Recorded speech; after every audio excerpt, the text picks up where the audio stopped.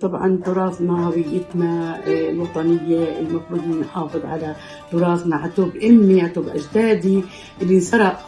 الناشطة المقدسية فاطمة خضر. أنا فاطمة خضر بنت حارة الشرف، بنت القدس، بنت الأقصى، مواليد الأقصى بحارة الشرف.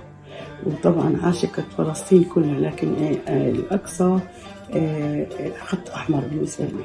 على دلعونا وعلى دلعونا راحوا الحبايب ما ودعونا، على دلعونا وعلى دلعونا الله يسامحهم شو عذبونا. على دلعونا وعلى دلعونا. أنا طلعت وأنا طفلة بحارة الشرف، أنا أشوف إني بتطرز على اللمضة، بشوف ستي لابسة الثوب، حبيت عشقة الثوب تبعها، بشوف الدبكة، بعرف إنه إلي إخوان كانوا يدبكوا، كل يعني بلدي اسمها برماعين بيقولوا لها مودعين، أنا غيروا اسمها.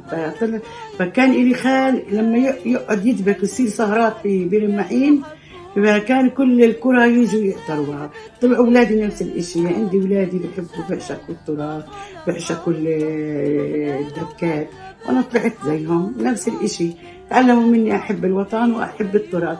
فمفتاح حق العودة، طبعا أنا عندي مفاتيح حق العودة من ستي أعطتني إياهم، وحطيت عليهم التطريز الفلسطيني.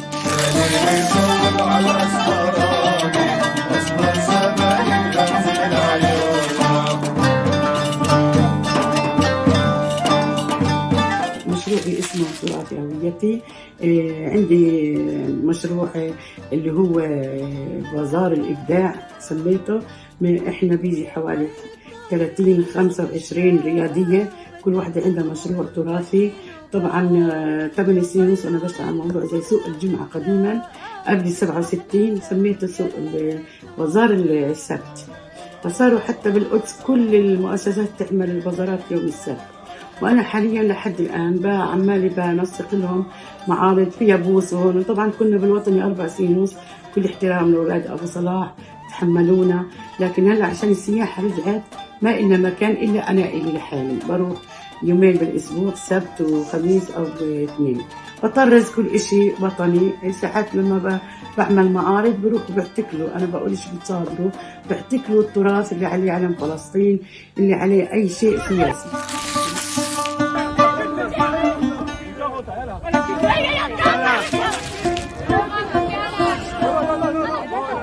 الجانب السياسي هذا موجود بحياتنا، واحنا موجودين بالقدس. طول ما احنا موجودين بالقدس وفلسطين ما تحررت، واحنا رح نضلنا نعاني. هذا فداء الوطن، فداء الأقصى، هاي ضريبة جهادنا في القدس.